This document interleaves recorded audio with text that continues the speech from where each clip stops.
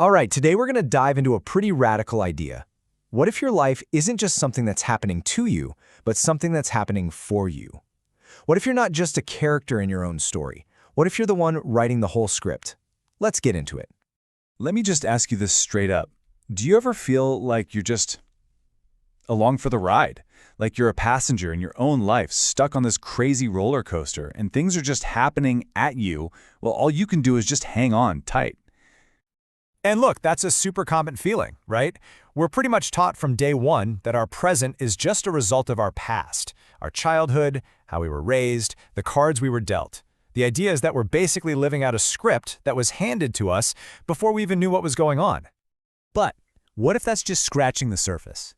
If you've ever had that nagging feeling that there has to be something more going on, a deeper reason for why things are the way they are, well, you might be onto something huge.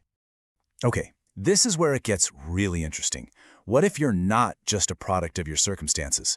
What if, on some deeper soul level, you actually chose all of it? The family you were born into, the place you grew up, and yeah, even the biggest, toughest challenges you've ever had to face. So that brings us to this completely different way of looking at things.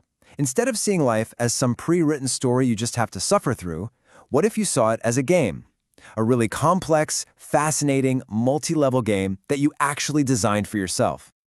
Now this idea right here, it flips everything we think we know on its head. We're so used to thinking of ourselves as a soul kind of trapped inside a physical body. But what if it's the other way around? What if your body actually exists inside the massive energy field of your soul?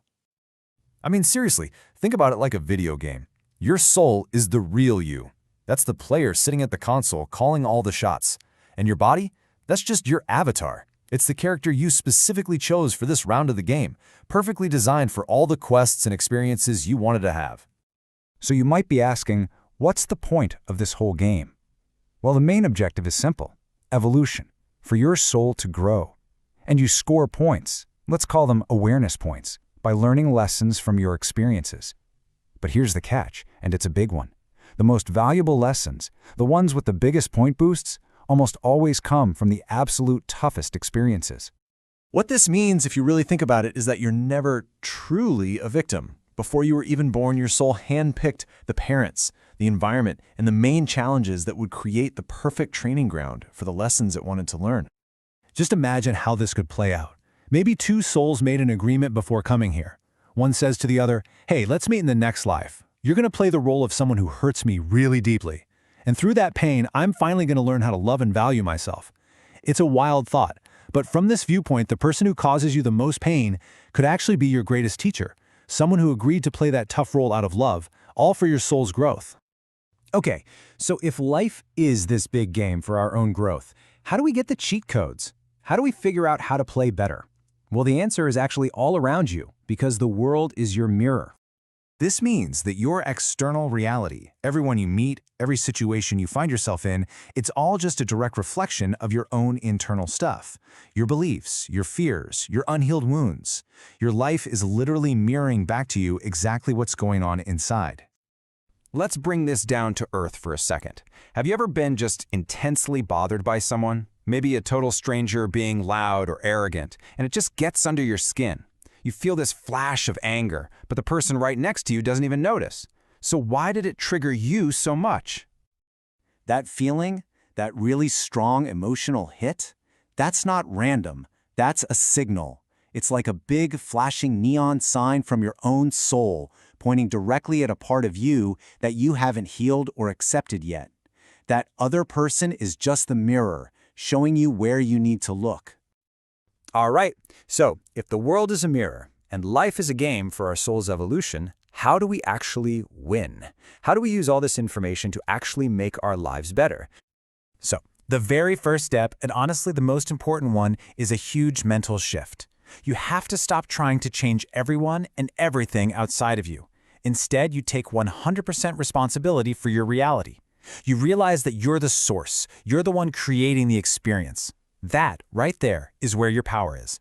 So the next time you feel that trigger, instead of lashing out, you can try this simple practice internally. You turn inward. You start with, I am sorry, basically acknowledging the program inside you that attracted this whole situation. Then, please forgive me for not being aware of it before. Then, thank you for the lesson, for the mirror that showed you what needed healing. And you finish with, I love you, sending that energy to that wounded part of yourself to just neutralize that negative charge. Now, if you want to go even deeper and really rewire your core beliefs, there's a powerful and, pretty challenging practice you can try. For 120 days in a row, you stand in front of a mirror for 10 minutes a day, look yourself right in the eyes, and repeat affirmations like, I love myself, I accept myself. You are literally reprogramming your subconscious. But here's the deal, you have to be consistent. If you miss one day, the count resets to 0. And here's a crucial heads up. When you start doing this work, be prepared, because the world is going to test you. Life will throw a situation at you that directly challenges your new belief. It's basically asking, oh yeah, do you really mean it? And you'll have to choose to act from that new place of self-love. So you see, this isn't just some cool theory to think about. It's a practical user manual for your life. It's about taking the game controller back into your own hands. And that right there, that is probably the single most powerful shift you can ever make. You stop asking the victim's question, why is this happening to me? And you start asking the creator's question, why did I create this for myself? What's the lesson here for my growth? Changing that one question changes absolutely everything.